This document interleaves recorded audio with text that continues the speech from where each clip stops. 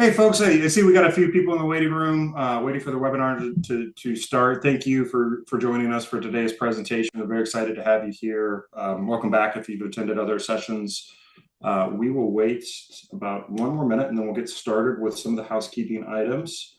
But yeah, it's almost 2 o'clock Eastern. Good afternoon, good morning, good evening, depending on your place and time zone in the world. We're very happy to have you here.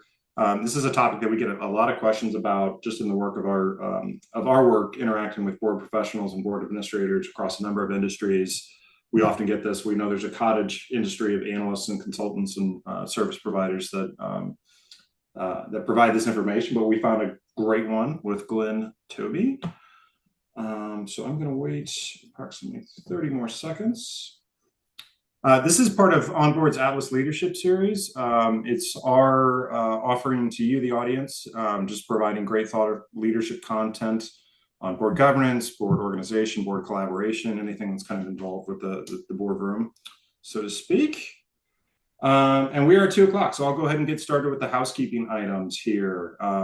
This is a Zoom webinar, so the guests are mute by default. We, however, do really encourage you to participate in today's session. Once the presentation starts, I'll be active in the chat and the Q&A features. You can ask any questions, leave comments, give feedback there. I will see it, I will respond and reply. And then we have the last 15 minutes of the webinar presentation today. So at the 45-minute mark of the hour or so, we'll open it up to audience questions and Glenn will provide some answers. We do have one really teeny tiny ask. We have literally a 10-second survey. It's 3 questions. How did we do? Are you interested in learning more from OnBoard or our presenter today? If you could answer those questions, we'd really appreciate it. It helps us improve the presentations that we give in the future. Another frequently asked question we get, besides how do I get my first board seat, is will you send me the deck and or the on-demand recording? The answer is yes. We'll send that to the email that you registered with. We typically send that in about 12 to 18 hours after the presentation. And we do want to see you again. I do not have a link to our next presentation. It will be June 18th, which I believe is a Thursday. We're going to be talking about AI-enabled board governance, talking about some really cool capabilities that OnBoard is developing, and just talking about AI in the boardroom in general. So please do take a look in your inbox over the next few weeks for an invite for that session. I think it'll be really interesting. Again, if you're here for how to get your first board seat with Glenn Tobe, you are in the right spot. It is Thursday, May 15th, a little past 2 p.m. This is just a quick brand introduction. If you haven't heard of OnBoard, we are a software maker, a solution provider. We design and develop digital experiences that make board meetings simple, secure, and effective. So if you're struggling with any of those, we can certainly help you out. We serve more than 6,000 board-led organizations across the globe. We're very proud to be a global organization. Any board-led organization category, be that healthcare, nonprofit, higher ed, associations, public corporations, our software is designed for your use. We enable more than 150,000 meetings per year, so that's board meetings and committee meetings, and we're proud to have more than 150,000 users of our software. This is just a saying that I lead off with every time because I always think it's really important. It's from our co-founder, our executive chairman, Parun Chadha. He says there are essentially 3 types of board meetings. There's the one you prepared for, the one that actually happened, or the one you had, and the one you wished you had. And then it's always our endeavor, our mission to make sure that you always have that 3rd type of board meeting. So without further ado, I'm really excited to introduce you to today's speaker, Glenn R. Tobe. He's an executive coach and consultant. He's an author of Rekindling Commitment, which is about re-engaging with work and your organization. He's an experienced corporate director. And you can find more about him or his services at glenntobe.net. And now I'll do the big reveal. Glenn, if you join us on camera. I'm working on it right now. We're having a moment here, but we will get that figured out. I don't know. Trying to share my screen. Did we do it? Yes? Yes, we are. And then I'm going to get the presentation up here. Apologies for the slight delay. Okay. We're ready to go. When you're ready. Yeah. So this topic is not for the faint of heart. It's not something that is just a slam dunk, but there are proven processes I want to share with you that work. Proven processes that aren't just increase the likelihood that we have worked with somebody with 0 board experience, never been in a boardroom, a very established accountant, and now he's on 2 boards and a published author of several articles for board magazines. So I want to walk you through how could that really work for you? And I don't mean like theoretically like 1 in a million. I mean really work. And in order to make this conversation rich and relevant for you, I ask one thing. Just lean into the conversation. Disagree with me, argue, anything. The last 15 minutes is all yours. But this conversation is about you're in. And that little phrase, I'm in, creates a generative kind of tsunami of lots of factors start opening up to you. And a lot of us think we're in, but we're not. And I'll share with you some of my faux pas of thinking I was in and mistakes I made and how I've changed them. So we're probably all not getting as many calls from board of directors as we would like about wanting to interview for a position. And I want to walk you through a structured process that can help you with this. So in your own mind, on a 1 to 10, no one's going to share this. How game ready do you really feel you are today for a board or director's seat, 10 being high? And whatever that gap is, I want to work on closing it because your own frame of your readiness affects lots of other factors. So we're going to start with this phrase of we fish where the fish are. And what we're going to do now is there are 3 buckets to this presentation. The foundation. It starts with some really simple stuff, but very powerful. Do you understand what your value proposition is to a chairperson of a board? Do you get why they want you to be on the board? And if you don't, you got to develop one. And everyone I've asked this question to always bumbles a little bit, and I do too. Because the first time, what is my value? What is my identity? It takes 10, 15 times looking in a mirror to get it right. But that foundation part is just so core because you meet people. And do you tell them, well, I'm kind of looking for a board and I do massage and I paint houses? Or do you say, I'm dead serious about finding the right board seat. If you know someone I should talk to, I would love to have an introduction. The singularity, the focus, create a foundation of this or this person could be somebody I want to have on my board or I want to learn more about. Let's go tell a little story here quickly. In 1929, the biggest stock market crash in America happened. Franklin Roosevelt in 1934 passed legislation called Security Exchange Commission, often called SEC. That little pivot to create fairness and accountability in the market for the shareholder is led us all the way up to today. And let's just say doing bad things in the stock market is pervasive. And it's gone on for a long time. And I'll share with you, it's going on today.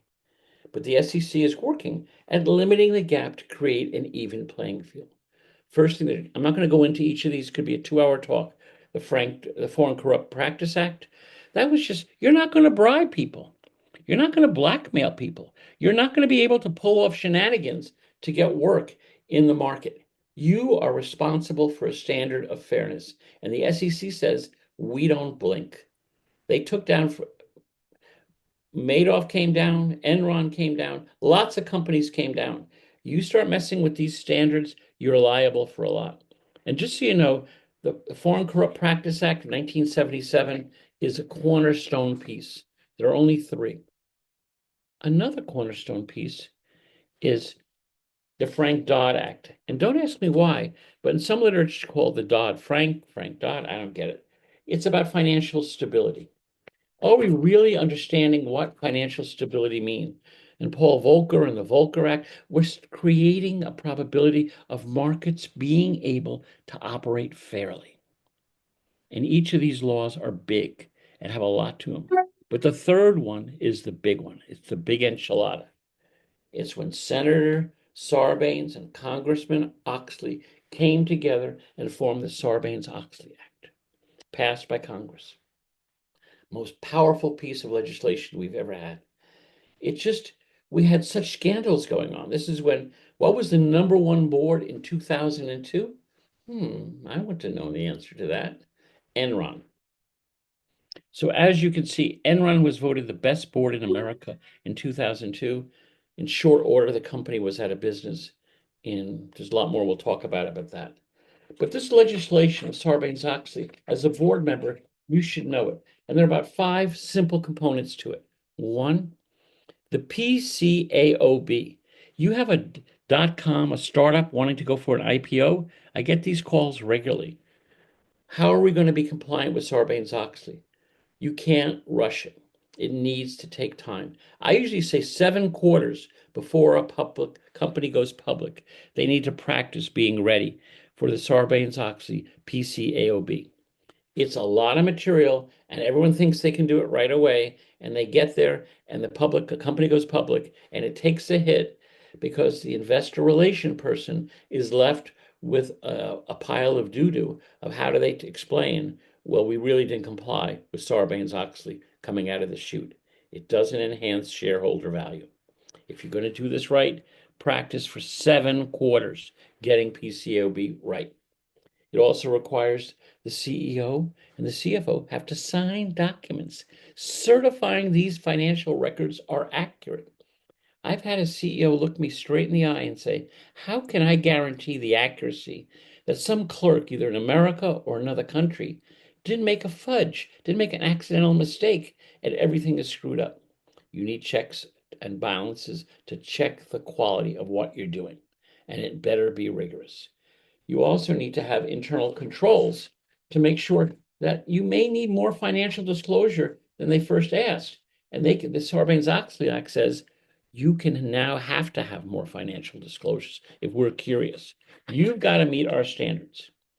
And the last part of it is you have to have, last two, you have to have an auditor who's independent of the company. This is accounting firms' bread and butter. The Ernst, the PwC, all of those firms that do this have to be the certifier. These records are good. What happened in Sarbanes-Oxley when Enron got caught? Arthur Andersen is no longer in business. They were taken down because of Enron. And the last one is whistleblowers. You can't prosecute whistleblowers. They're protected under Sarbanes-Oxley. If they bring it up, you need to make sure it comes out and no one is penalized for it. Now, as we start moving through this quickly, you're going to see that not everything has been adhered to along the way or what led us to this. Anyone can relate to what do Enron, Tyco, Adelphia, Olympus, I could go more and more, WorldCom have in common? They've all been convicted of fraud, big fraud. And so as you start taking a look at this, you start realizing we've got to keep this thing safe for the shareholder. The board position is not to be cuddly with the C-suite. The board position is to not only do checks and balances, the board is the last line of defense to stop inappropriate action. If the CEO says, I'd like a raise in the middle of the year, I'd say, so would I. You don't give them what they haven't agreed to. You ask for more information. You be critical and judgmental and find out the truth. This is the ethics of a board's responsibility, not to just stand there and be we all getting along and we're doing things in agreement. You have to be willing to ruffle feathers. And I hope you all understand that being a board executive is one where you're not making necessarily friends. You are starting to create a standard and accountability of I need more to know more. I know you said it's all this way. I need to see the sources. I need to understand. Why are we so confident that information is accurate? The CEO and CFO can go to jail if this data is colored or colluded. I'm not going to let that happen. And if you build a backbone to get into board work, and I do a lot of board work, we've done some projects for Accenture, Microsoft, you have to have a little edge, not to be overt. You can be quiet, but an edge about, I'm going to get to the right information here. When you think of the priorities of a board, this is a really good topic. You ever notice, like in boards, they give out these onerous packets before meetings. And, I've seen them 150, 170 pages. It's like ridiculous. And I ask sometimes at the beginning of a year, what are the priorities of a board? What are the priorities? And it was, well, shareholder value. That's good. What else? Financial security. Okay, what else? Share strategic planning. Okay. Risk management, succession planning, legal issues, on and on and on. But what are your top priorities as a board? And having people literally figure out what are the top priorities for this board and number them in a stacked rank way. Wouldn't it make sense then that the meetings are aligned to that list? That the pre-board materials are synced up with that? Wouldn't that be good if we could understand that the priorities of the board are what we're looking at and that the behavior of the board is in line with those priorities? That stuff doesn't happen that I've ever seen. And so everyone knows that the fundamentals of a board are governance and authority. That is the classic textbook definition. A board is about checks and balances, governance and advisory, but not to me. When I do board work, I have one overarching question. Are we strengthening the company? Not just the protocol. Now, governance can strengthen a company, but are we really strengthening the company? Because if we are, we're doing our work. And if we're not doing our work. I want you to understand that, I did some board work, I won't mention which company, but it was a large healthcare provider. And we're at the boardroom, and there are 88 strategic initiatives. 88. This is a multi-billion-dollar company. And I asked, how many did you have last year? About 79. And how many got done? About 17. So what makes you confident you're going to get these done this year? Why not take your resources, shrink your focus, execute more thoroughly, and get them done? So this leads to a large conversation, but it's the board's role to start applying common sense to the plans of the management team. The board can start focusing tell me the top 17. Go back and get me the top 17 initiatives. I don't want 87. You're going to have to recalculate your budgets. Now, this isn't always meted with cheers and whistles and yippee yay, but it's important that the board and that the company understand we're in this with you. And so there's a saying I ask you to take seriously: nose in, hands out. A board member must have their nose right into the details of what's going on in the company. But the board of directors people, their hands are out. They're not doing the work. They're not forming the committees. They're advising from a high level, but not doing the work. This is the hardest thing for new board members to understand. Nose in, hands off. And just to make sure I punched it loud enough, earlier, I want you to answer, not to me, but to yourself, and take a couple of days.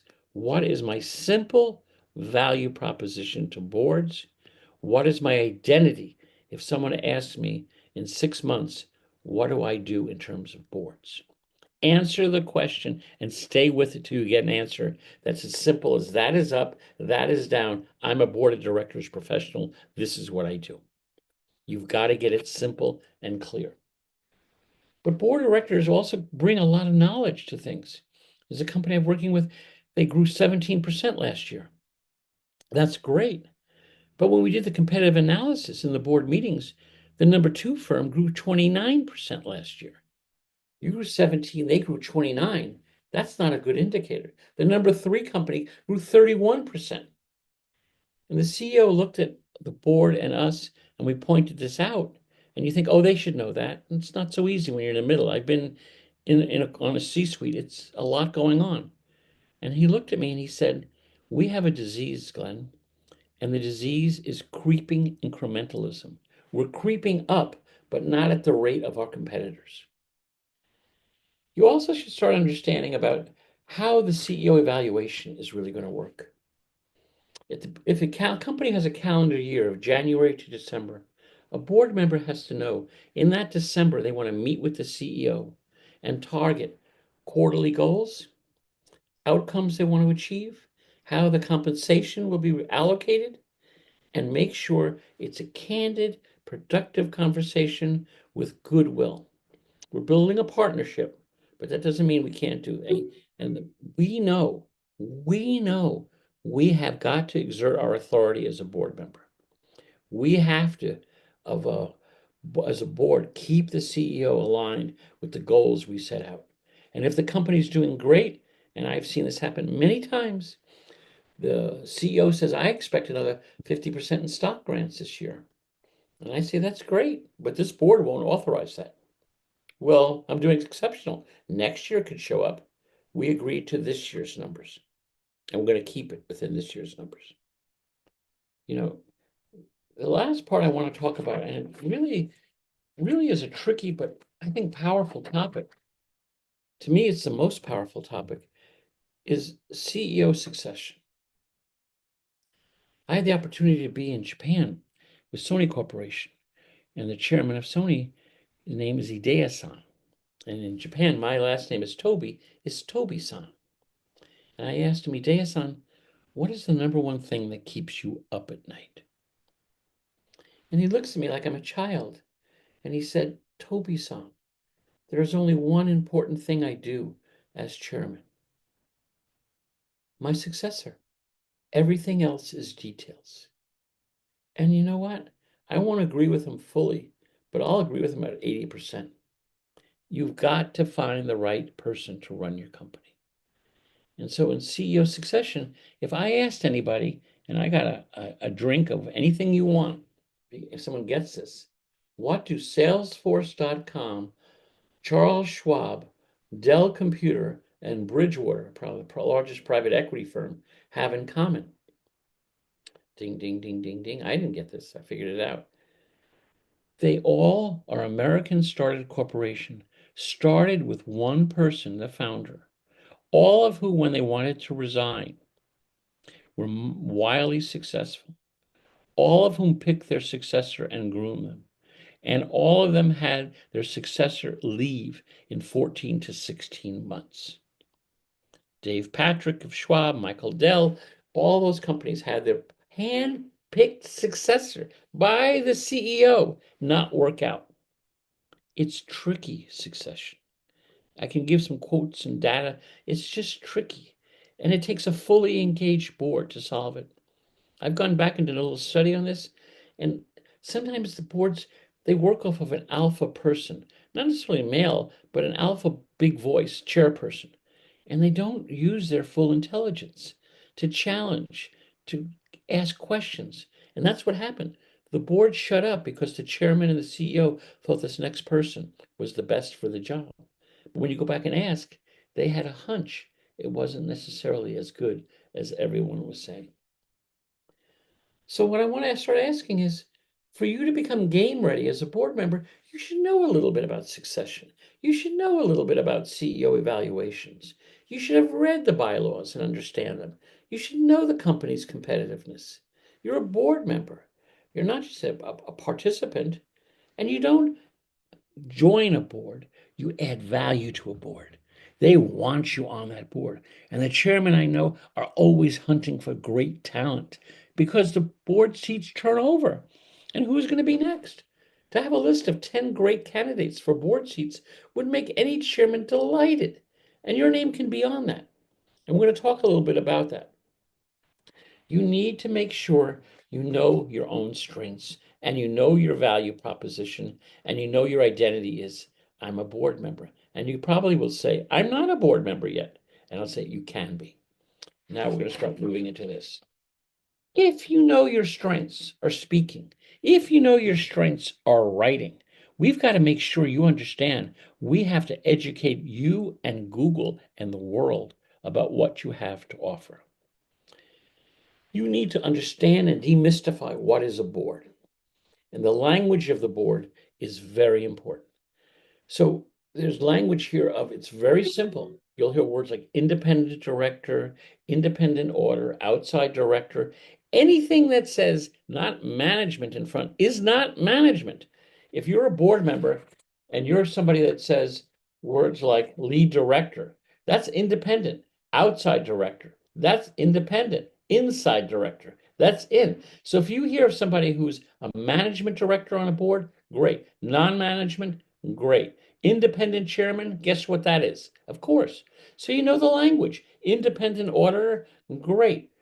And so you need to understand those simple words. Outside director, great. But I want to talk with you about an area I think is very important. There's the programmatic element of a board, how it's structured, how it operates, what it does, and there's the dynamic element. And both of those need to be cooking to make a board well.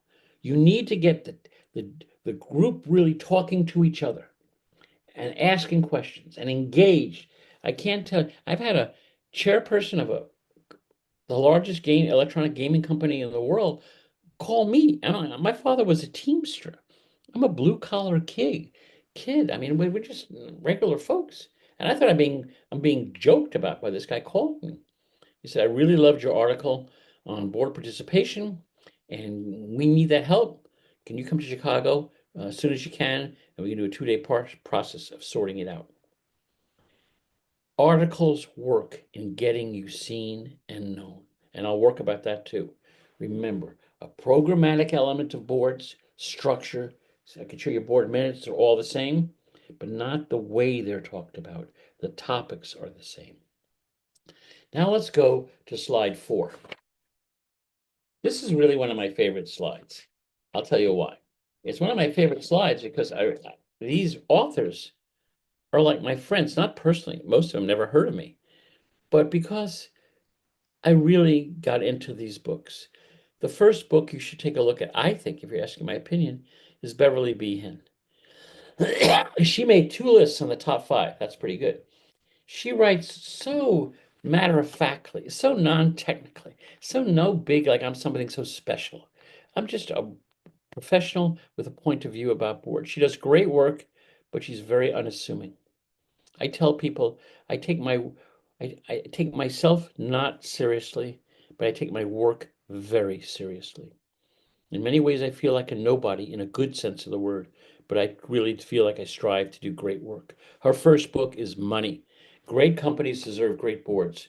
If you can, buy it, live it up. Second book, Claiming Your Place at the Boardroom. I must have 200 books on boards. Claiming Your Place at the Boardroom.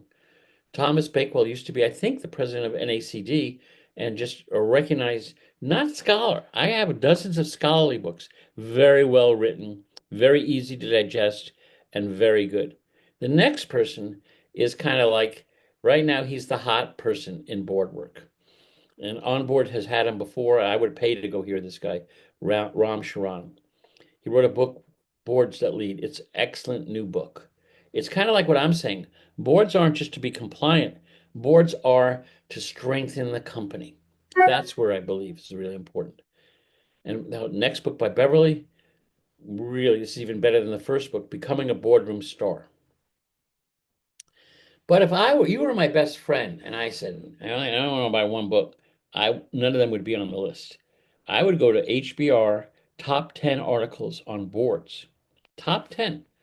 And the first 2 articles, I must admit, I wish I had written. I've written a lot. You'll see. I've written articles for NACD, given talks, do this.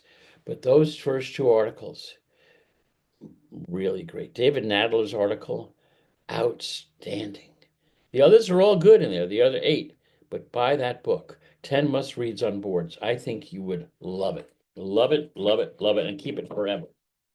So now, as we're going to kind of moving through this pretty quickly, I want you to understand one key factor about boards. Fundamentally, although there are different audiences, profit, not profit, private, government, the key determining factor is, are they an advisory board or a regular board of directors? And this is one you need to look at. For startups, I encourage advisory boards. 2 or 3 people, different levels of expertise, can do everything a board can do, except they have no vested authority. They don't have the authority to make decisions. They have the authority to express their opinions. They cannot oust a CEO. An advisory board does not have vested authority to remove somebody.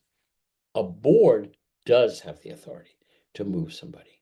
But in getting started and getting, I call it growing up a little bit, advisory boards are a great process. You can have 3 to 5 members, facilitate, meeting agenda, and always remember, the meeting minutes are a legal document.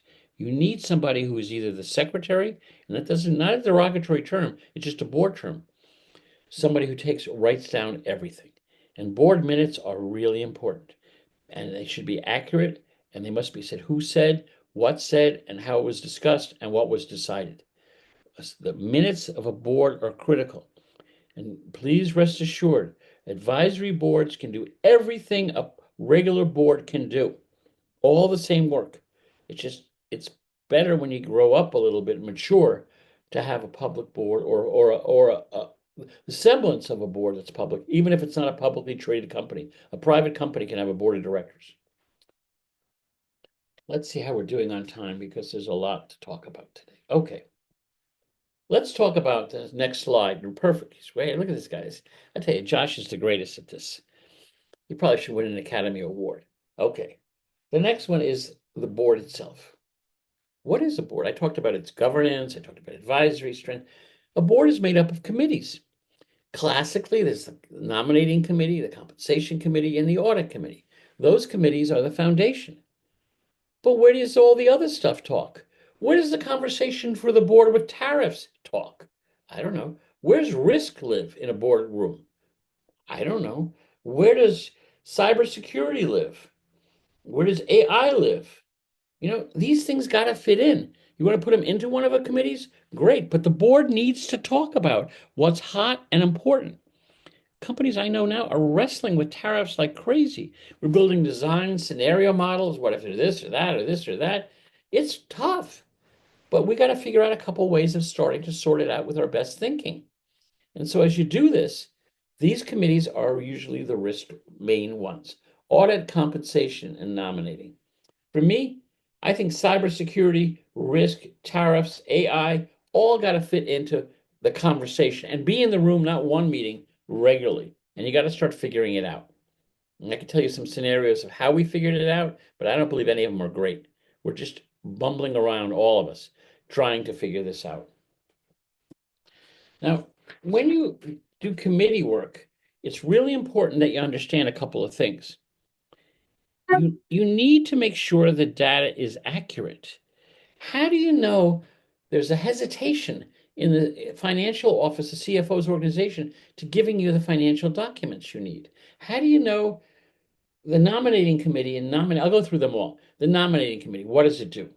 The nominating committee is basically like a general manager of a baseball team. I like baseball. Bear with my indulgence. It could be anything, ballet, symphonies, whatever your interest is. Talent. Do we have the right talent today? Do we know where to find it? Are we growing the right talent? That's the nominating committee, sometimes called the sleeper committee, because it doesn't seem important to me. It's very important. It develops a slate of candidates for the board, a slate of candidates to be the next CEO. It starts presenting nominees to the board to vote on for potential membership of board members. It starts being aware of vacancies that are going to follow up. CEOs retiring in 8 months. Oh, we better have some candidates in there. Good thinking. We have to assess and evaluate everyone, including the board. Does the board get evaluated? By whom? And what's the process? Succession planning happening? Succession planning happens the day the new CEO comes in. Succession planning happens for the next CEO. And you have a slate of internal candidates and you have an emergency plan. If that CEO, he or she should be hurt, emergency provisions kick in. It's a well thought out, well structured process, and the induction and training. Do board members get training on how to be a board member? I do it. I don't know who else does it. They don't. And so, as you look at what is necessary for a board and a nominating committee, they're continually being asked is, are we confident we have the right people? Are we confident we've put together the right slate? Who owns this? How are we going to be organized for this? And it becomes a report. OnBoard can do reports like this for you. These are reports that stack rank candidates and development. In 3 years, we think Karen would be a great CEO. Great. What is the development opportunities Karen's getting? And you have to literally start looking at this like nominating committee is a work plan. So, as we start looking over at this stuff, I want to share with you the next couple committees. The audit committee. This is probably the highest profile committee, and they're all equally important. You have to have a stomach for a little bit of uncomfortable conversations. I always ask, what is the degree of comfort you have with the company's accounting decisions? What accounting positions, what accounting practices pose the greatest risk down the road? Are employees candid with you about the accounting decisions? You're the only one that can stop and help move the probability from an Enron no one knew about, WorldCom, Tyco. Your job is to see that that doesn't happen. And the only way to do it is go talk to the finance organization, make a visit, ask the chairperson, I'm going to go visit the finance group. Great. Ask the CFO, I want to go visit the finance group. Bring a pizza if you want, but have a conversation with them and let them talk candidly. I learn more from candid conversations directly with folks who are close to the problem than I ever do with smarty pants people at the top of the pyramid. The audit committee has several jobs, and we do it here. Okay. Financial reporting and oversight, internal controls, audit process oversight, compliance. Remember I said Sarbanes-Oxley compliance? That's the audit committee. Communication, risk management, the whistleblowing process. All that lives in the audit committee. And as someone who's been in an audit committee, the chairperson put me there. He said, "You don't know much about audit." I said, "I can't spell Excel. I don't know that stuff." Because that's why you'll be great. You'll be a great chairman. Why? Because you need to become a chairman someday of the whole board. And you know the least about that, that's the best one for you to learn from. There'll be people on the committee who are technically sound. Do what you can. And so I started working with the audit committee on tough questions. And it was very interesting. The compensation committee. The compensation committee deals with internal controls, audit process oversight, communication. And it's a series of things that it works on that we need to make sure of financially. Why is our pay for performance plan the way it is? Do you believe paying people more for getting work done works? And to what percentage? Is the CEO's comp plan similar to the other executives' comp plan? Why or why not? Just start asking questions. It's amazing. And as you start getting into evaluation, I want to talk about human defensiveness. Everybody gets feedback but the board. Oh, sure, there's some groups hire people.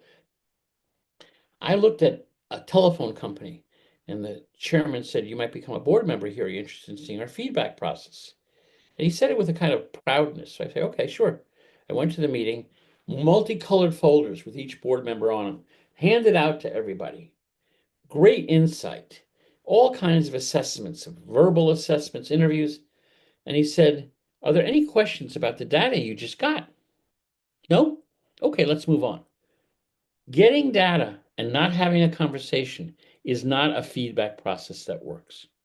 I have done just as stupid mistakes as that, believe me, in my career. But you must continue to roll up your sleeves and hunt for candor and human communication. You must hunt for that. Because if you just do it like what that person did, hand out the folders, probably pay a couple $100,000 for this process, no one's talking to each other, it's absolutely worthless. And so I want to talk a little bit about board work. And we're not going to get through everything today, but we'll get through a lot. Okay. We're not going to have time to talk about strategy. I would love to talk to you about strategy, but I wanted to make sure we talk about a couple more things. Nose in, hands out. A board was having significant problems with two board members. This is a medical practice. The chief of oncology was a board member, and the general practice, these are running, this is a multi-billion-dollar endeavor. And those board members are just like cats and dogs. They are not working well. And so what happened was, he asked me, like, "I'm going to be able to fix this. Can you fix this?" I said, "Yes," as a board member. And so I said, "This is what's going to happen, okay? I need each of you separately to come up with a plan to get this well." And I talked to the first one, and he said, "What do you want me to do, Glenn? Take him to lunch?" And I said, "Absolutely. That's perfect." So before the second person, doctor, could even make his recommendation, the first doctor called him up and said, "Hey, George, would you go to lunch with me?" Okay. The second doctor, who was invited to lunch, says, he just called me up to ask me to lunch. What's going on? I said, I don't know. You'll have to ask him. He looks at me and says, are you coming? I say, no, I'm not coming to lunch with you two. It's your lunch. They have lunch. They've known each other 13 years. They've never had a conversation. Primary care doctors are looked at as second-class citizens by surgeons. Surgeons are an upper-level doctor, a lot. They had a great lunch. They had a great lunch. And later we needed a team to do a roadshow about the new organization, the new reorg, and how it was going to play out. We had those two give the presentation together to different sites of around where the medical facility was. And everyone knew they didn't get along, and here they are partnering. That is nose in, hands off. I didn't give the presentations. I didn't force them to do it, but I structured a process behind the scenes. Let us just take a look at how do you start the marketing of this. You are who Google says you are. And so the person that I want to talk to you about is, we started with the idea of testimonials. 10 people you know, 10 people you know who can really speak about how great you are about certain things. Write a testimonial about your work. And as that testimonial gets established, written, reach out. This is literally what I do with people all the time. Write the 10 testimonials, and then we begin the process of understanding what needs to get done. Because after the testimonials are done, you're then going to have you write something called a board profile. And a board profile is a one-page document. It's not written as a resume. It's not who you are, delivered newspapers. It's not your Little League team. It's not the fact that you played volleyball. It's about what do you do special that jumps off the page as a board member. Not that you've done it, but that you show the skills and capability to jump off the page. And so now we have a board profile with a picture, one page. Because when we make decisions about board opportunities, we look at a series of one-page documents. It makes it easier. And then I'm looking for a page here. Bear with me. Here it is. See? A little patience helps. Then as we develop a board profile, we've also answered some fundamental questions. Am I in on being a board of directors person? Am I in? What is my identity? And you read some of the books and you start this practice and you start getting down a board to some quotes from people. And now you have an ad hoc team working behind the scenes. And then you're going to reconnect with those testimonials and say, I'm dead serious about finding a board seat. Who do you know I should be talking to? Or who do you know who knows of other board seats? This is exactly what happened with this person. And we talked to him day by day. Then we needed to write an article. This is a person who's written no articles. And I'm saying this sincerely, no articles. And he wrote an article, and it was a good one. I'm a professional writer. I take that seriously. Books, journals, everything. It was, in my standards, I'd call it a B, maybe almost a B plus article, but no A plus article. We submitted somewhere, lo and behold, and I've submitted a lot of articles, they never get printed. His gets accepted. Holy moly. His first article he ever wrote was in print? Yes. Guess what happens? He's on a board now. Google says he's a board of directors professional, has his board profile there. Article is documented. He has 3 more articles. We're looking for where they're going to be printed next. He's in play. And then look at this. Remember I said, here's one of my stupid moments. A woman who was a mentee of mine, who I really cared for, and I was doing board work. She's at my house. We're hanging out. We're close. She's part of my family in a way.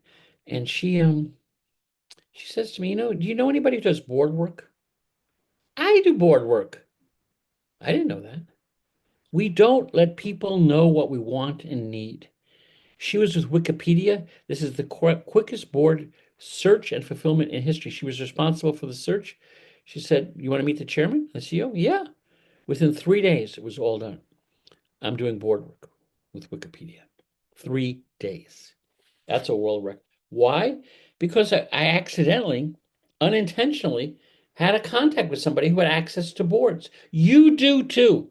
You have access to people who know boards, and you're not using it and you're not activated. That person I talked to you about with the accounting background, picture this. So it turns out one of his old accounting clients was Delta Dental, and his client that he worked with for 13 years is now the chairman of the Delta Dental. And Delta Dental always needs board members. And they find out this person is in play and they want to interview him. He can go from zero board experience in short order to being on a board, being printed, and contacting an old friend. Just like Wikipedia with me, my faux pas, his with Delta Dental. Where I'm getting to in this is you have to exhaust your network and don't think you have because you haven't started. I have lots of people I later contacted that were helpful to me. You'll see, I don't know if there is a slide or not, but is the marketing engine, you've got to pay attention to this. Giving conferences, speaking, going to webinars, going to associations, going and bringing your light on. I'm interested in board seats. Who should I be talking to? It's not comfortable for most people in marketing. You've got to do it. You don't have much choice. You've got to, unless you're well known, you've got to start finding a way. For me, writing articles has been good to me. But I'll tell you this, unless you find a way of reaching out to people you don't know or do know, and sometimes I have found not that the people I reach out have brought me board seats, but people they introduced me to know of other board seats. This journey can be accomplished. I have seen it being accomplished. I work with boards. I work with individuals wanting to get on boards. I work with committees on boards. I work with board effectiveness, CEO succession. I work with anything with boards. I work with from 3-person startups, rewriting their bylaws and advisory to Microsoft. And what I'm trying to tell you is you need to own each of these steps. And this thing here, search networks are great places to go if you know somebody in a search firm. All the major ones have a separate board of directors search team. And what they're looking for is qualified board of directors individuals. Heidrick & Struggles, Spencer Stewart, Egon Zender, Russell Reynolds, they all have search engines who do this stuff, search people who do this stuff. And last, make sure you're ready. If you have a board interview, you have a game plan for that interview because they can smell. Just like for me as an old baseball coach, I can smell, not are you smart if you've played baseball. They can smell, do you know your stuff? Because they've seen a lot of smart people come through who didn't really do it. And I have a guy right now, a person from Google, very well known, not getting a board seat. Not getting a board seat because he's not willing to invest in spending some time, as I suggested, on a not-for-profit board and learn the game. I want to make sure I have adequate time for your questions, and this is a good time to stop. Josh, is this a good time to turn it over to you? That last sheet you'll get is the game plan. Thank you, Scott. That's great. See, he is my AI, Scott. So the last sheet there is it's a detailed plan of everything involved in who and timelines. It's a work plan in getting a board seat. For many people, this isn't really your thing. You're interested in it. For a few, you're really serious. And if you're serious, there's a good probability it could happen if you're willing to do the work. Thank you all. It's a treat for me. I mean, it really is a treat starting to put together the little stuff I rumble through and put this together for you. And I would just say, I want to hear your questions and I'm available to talk. Yeah, Glenn, and we got a couple questions already in, but just as a reminder for the audience, we will send this deck and the recording to you so you can reread or consume it at your leisure. Also including Glenn's contact information here on the very end slide. I'll stop sharing. A couple questions in the chat so far, Glenn, and I'll just read them off. I don't know if this is necessarily germane to the headline topic. Is it legal to audio or video record a board meeting? We also have our exit poll going at the same time. I don't know about that one. I can tell you how that one works. Board meetings are not publicly filmed. They can be if they are asked and everyone agrees. There's information that can influence markets that happen in board discussions that isn't ready yet for the public, like the CEO is leaving in 3 months. That's a loaded topic. It's just being considered. The CEO hasn't left yet, but we don't want to let that be public yet because it's in consideration and it is in fact. There's a value in having a private place to talk. But the meeting notes can be found. To a certain boards will allow their meeting notes to be done and be public, but the conversations, no, not fully. It's too low. Yeah, my response there too, which having a lot of experience working with boards across a number of industries, it also depends on your regulatory compliance Yeah. posture. Oh, yeah. We know there are a lot of tools for recording audio and video to aid the effectiveness of the meeting, but many boards, once those go into the final minutes form that go into the archive, will delete those recordings to Glenn's point to make sure that their confidentiality, their IP doesn't get leaked out. Question from Heidi. Thank you for your question, Heidi. She'd love to hear tips for identifying open board seats. How do you know when a board seat is becoming open? Either it is open or will be open soon. That's a great question. I wish I had a simple answer. I'm going to bumble through this, Heidi, so we're teammates in this inquiry. I would say there's several ways. First of all, let's just take something simple that has a lot of public access. Credit unions. Credit unions are local, they're legal, they have board meetings.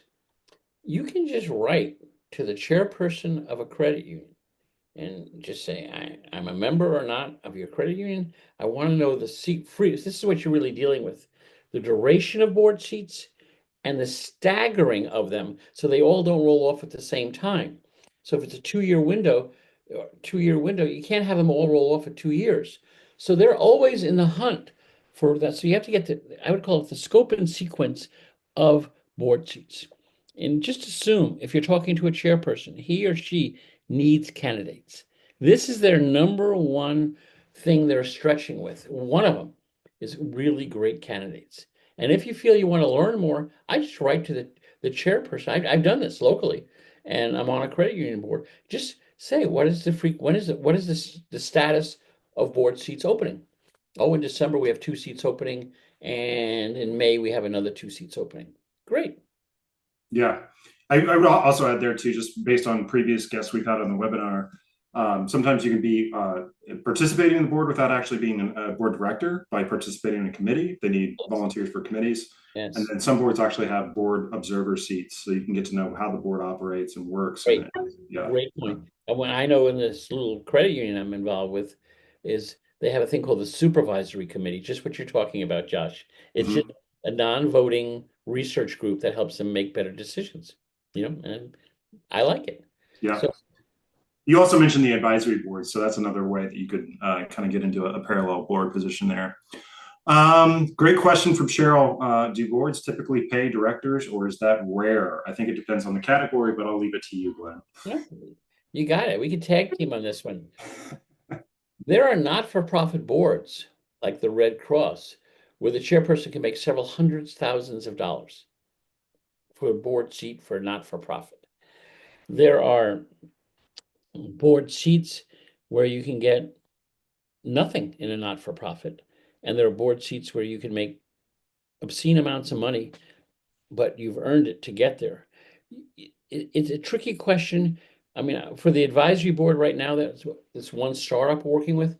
Everybody gets paid the same. Everyone has the same vote, and everyone's getting paid $200 the first 3 months. Next meeting, they're getting paid $500. Next meeting, they're getting paid $700. It's just a fee per meeting of what you're doing. When it becomes a regular position, like a public, not publicly, even just a private company, ranges can go from 15,000, and you probably know no different numbers, Josh, but I'm just sharing what I've seen. 15,000 for board seats to more than $100,000 a year for a board seat, and even more than that. I mean, I'm not trying to blow anybody away by staggering numbers of like. Yeah, I always think a misconception there too is like, oh, I only have to attend four board meetings to get this X amount of dollars, but the amount of prep work and contribution they're expecting of you goes beyond those 4 actual board meetings. When I've been a chairperson, what I've done is I've called each of my board colleagues once a month for a one-on-one. We're working here. We have a standard. Feedback is going to happen. We're going to measure. We're in this, Yeah. And then obviously, yeah, it depends on the size of the organization. On small nonprofit, probably no fees, but a big, national foundation will probably be able to compensate for you. Dorothy has a great question. Should experience on advisory boards and regular boards, so non-advisory board, for nonprofits as well as university boards be on the top of your board profile? And you mentioned this earlier, Glenn. It's you got to get in and just learn the board language in general. So yeah, I would leave it to you, but I think that's Yeah. a great idea. If you've never been on a board, it's not so much, I think, that on your profile saying that I've been on the, I'll give you an example of I'm on not-for-profit boards that are great, dedicated people, committed people, small groups. Future Leader Institute works in Oakland, California, does great work. It didn't do anything in terms of not pay, of course, but what it does is you learn the mechanics of a board and you learn about how the committees work and you learn about the structure. And so that doesn't really help you when a paid board sheet comes up. It doesn't help a lot. I've been on both sides of that interviewing.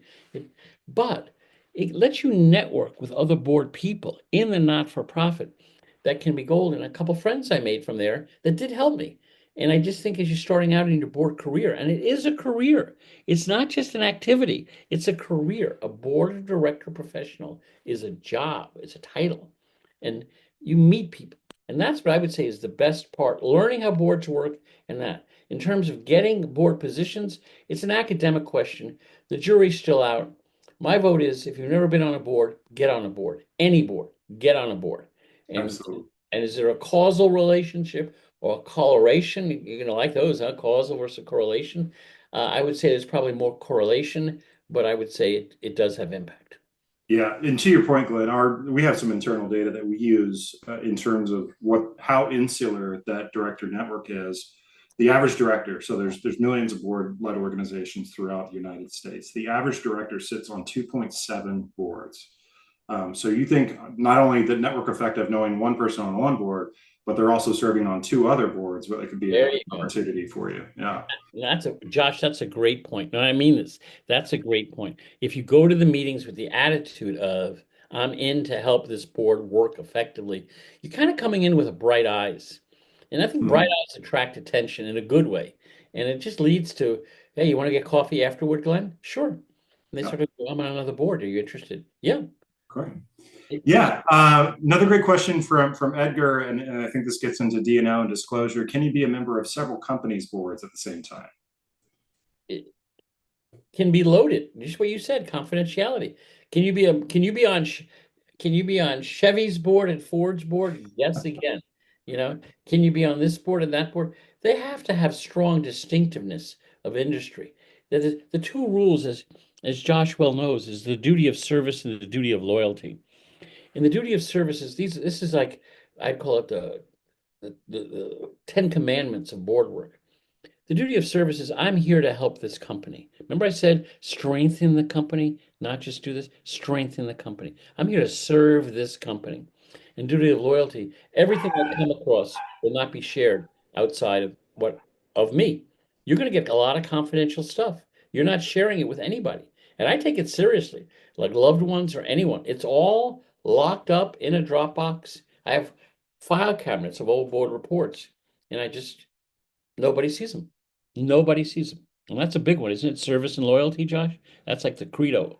Yeah, sorry, I have a barking dog in the background. Yeah. Yeah, obviously, duty of obedience or duty of service and duty of care and duty of loyalty. And I would also say, Edgar, the other part of that is you are a fiduciary member of the board, no matter what the organization is. So you're obligated to disclose any entanglements you may have, whether that's an investment, whether that's service on another board.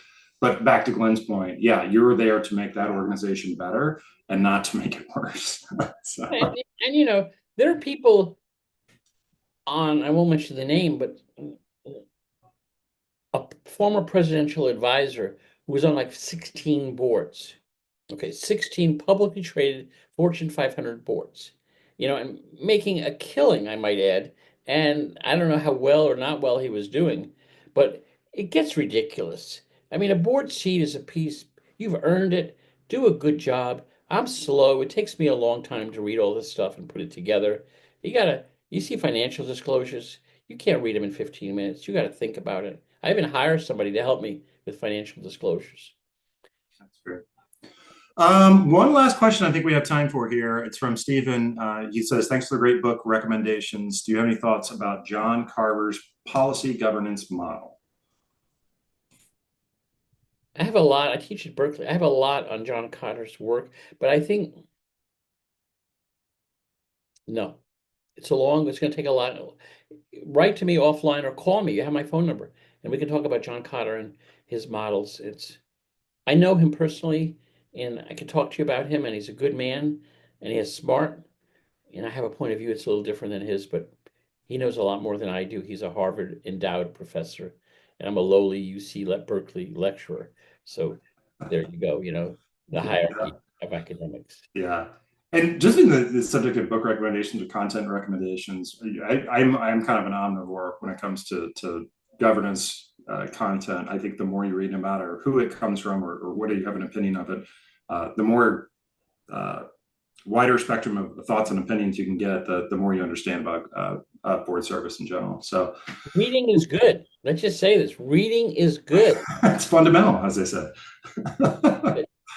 Great. Thank you so much, John or Glenn. We are at time. So, audience members, thank you so much. We will send the on demand and slide deck to you via email. We'll also be inviting you to our next session in June. But, Glenn, thank you so much for your time and your experience and just sharing your thoughts with us. I appreciate it. I look forward to hearing your feedback and seeing what we can do to get your questions answered. Thanks a Great. lot. Thanks Okay. so much. Bye bye.